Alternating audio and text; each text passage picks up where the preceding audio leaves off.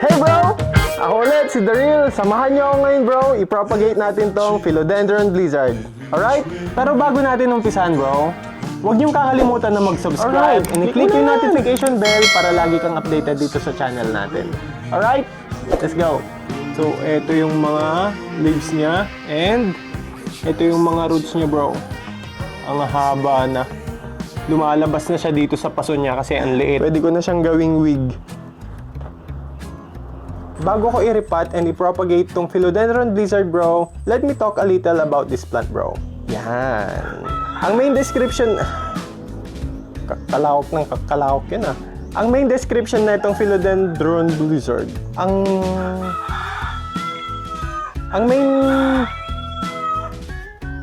main description na itong Philodendron Blizzard bro is yung narrow heart-shaped leaves. Kung mapapansin nyo bro, para siyang mapayat na heart. Kung mapapansin nyo naman sa variegations ng leaves niya bro, meron siyang dark green, light green, and creamy white colors. And kung mapapansin nyo bro, yung type ng variegations na itong Blizzard bro is a marble type variegations bro. Kaya minsan tinatawag rin itong marble Blizzard. Alright. And sa growth patterns niya naman bro, maiikli lang yung mga internodes niya. Kaya siguro lang bro, para sa akin, siguro, itong plant na to is pwede siyang mag-crawl and pwede rin siyang umakyat. Baka depende lang din sa grower if gusto niyang i-train na mag-crawl or gusto niyang lagyan ng pole para naman umakyat. So yun, siguro lang naman, itama niyo na lang ako bro if mali ako. Alright? Itong mga Philodendron Blizzard bro, hindi siya mahirap alagaan. Ilagay mo lang siya sa bright but indirect sunlight kasi pagka direct sunlight bro, masusunog yung mga dahon niya. Pero pagka nilagay mo naman siya sa bright area bro, sa filtered sunlight, is magsisilabasan yung napakagandang mga variegations niya bro. Sa fertilizer naman bro, naglalagay lang ako ng Osmocote dito bro, every 3 months or every 2 months, mga ganun. Depende pagka gusto kong maglagay ng Osmocote. Nagdidilig lang ako dito bro kapag napansin kong tuyong-tuyo na yung potting mix niya. Kasi nga bro, palagi kong sinasabi, it is okay to underwater your plants than to overwater them. Kasi pagka na-overwater mo sila bro, mamamatay sila. Okay? Tama ng puro salita bro, i-propagate na natin to. Umpisahan na natin to. Una kong gagawin bro is tatanggalin ko lang yung mga parang husk niya dito. Ito yung mga pinag-unfurlan niya bro, para makita ko kung saan ko sila ikakat. May mga husk kasi yan bro pagka nag-unfurl. Kasi mahirap nga siyang ikat basta-basta bro, kasi maikli yung mga internodes niya. Kaya kailangan malinisan muna. So ito yung mga natanggal kong husk and okay na siguro yan. So, hahatiin ko lang to sa dalawa bro. Mag-iiwan ako ng 2 leaves. Parang mas okay ata pagka gagamit ako ng ano dito, kutsilyo. Parang hindi kaya ng scissor to bro. Nakapag-decide na ako na dito ko siya ikakat.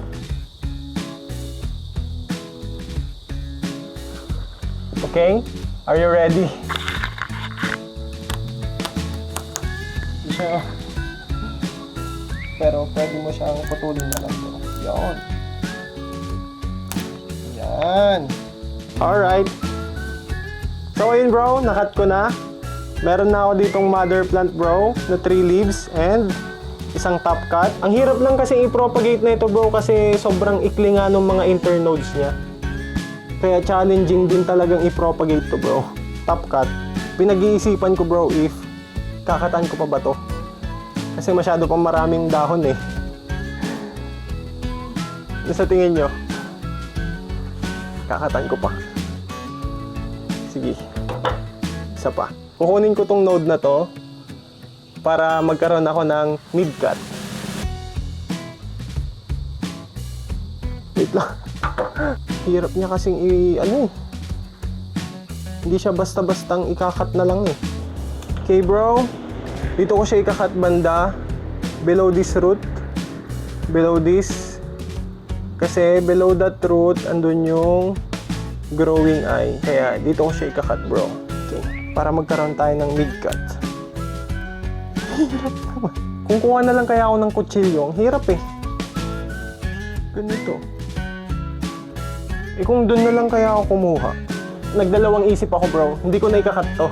Dito na lang ako kukuha ulit sa mother plant. So paninindigan ko na yung pagka mother plant nito bro. Ito. 1, 2, 3. Putulin ko na lang bro. Ay pa. Siya kinat.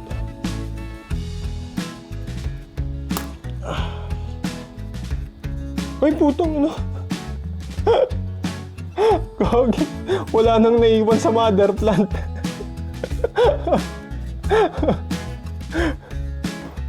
Gagi.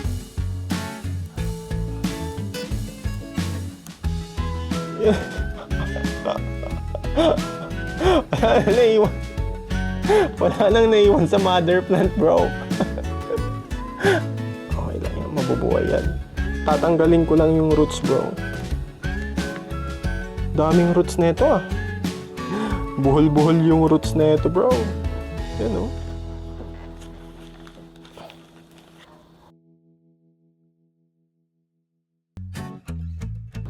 Ang hirap, bro. May mga langgam pa pala to oh, na namahay oh.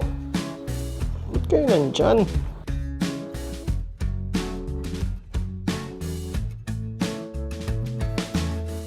Tanggalin na nga natin lahat, bro.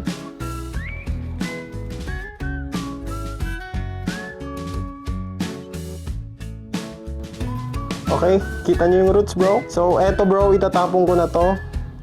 Wait lang. So, ayan bro, naging tatlo na. Naging tatlo na yung blizzard ko, bro. Yan yung, ito yung mother plant. Ito yung mid cuttings. And yung top cut. Alright. And syempre bro, lalagyan natin ng dietane yung mga sugat nila. Sa tuwing magpro-propagate kayo bro, kailangan dapat laging may dietane or betadine or cinnamon.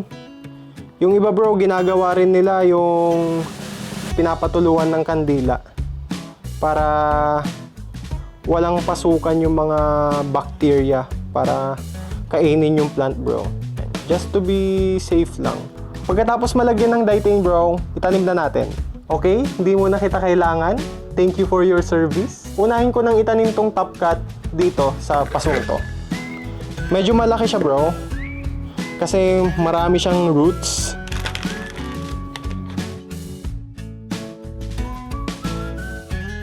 Basically, pinaipaikot ko lang. Ganyan yung nangyari sa loob niya bro. Okay, nagsiksikan na yung mga roots. Hindi ako masyadong mag-aalala dito bro kasi napakadaming roots.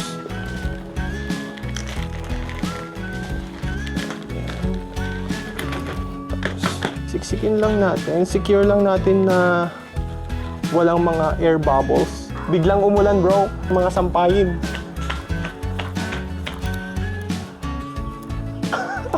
Bigla ka nagtudok. Mga labada ko.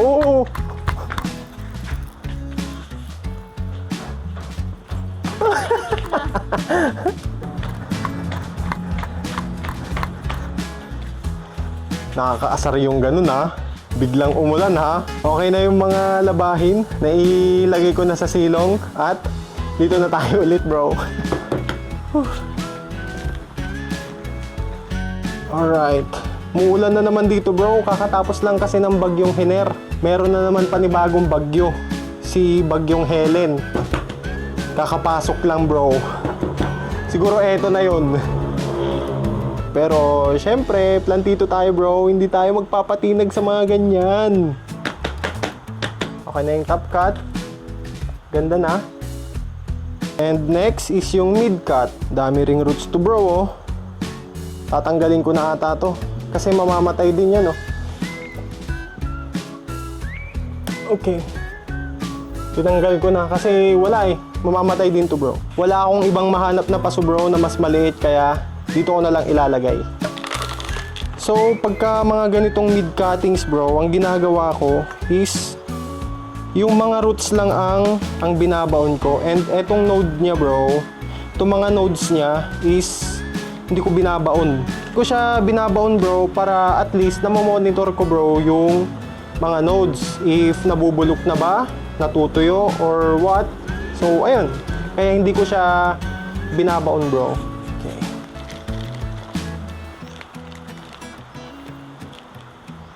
So, yan bro. Pagka ganito mga mid-cuttings, andyan lang yung nodes niya, bro.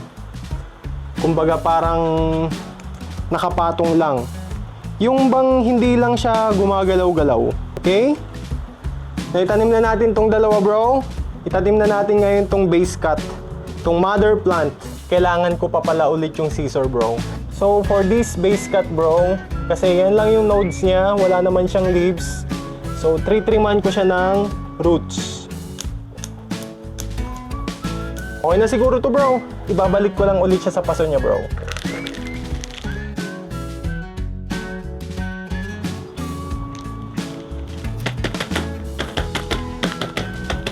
Yan. Huh. Goods! Tapos na ako makapag-propagate ng Philodendron Blizzard, bro.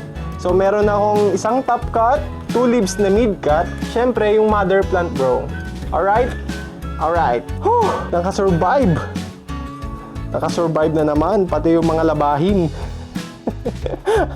Biglang umulan, bro. So ayun, bro, ganun lang kadali mag-propagate ng Philodendron Blizzard. Ang mahirap lang na part dito, bro, is yung pag-cut mo dun sa internodes niya. Sobrang ang lilit ng space, bro. Ang lilit ng mga gaps between internodes, bro. Yun lang naman, dun lang naman ako nahirapan, bro. And dun sa pagtakbo kanina para isalba yung mga yung mga labada, bro, para hindi mabasa ng ulan. Ganun lang.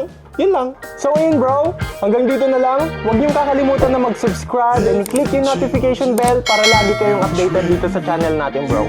Alright? So ayun, bro, hanggang dito na lang. Daryl out. Hanggang sa muli. Peace bomb. And now, it's cleaning time.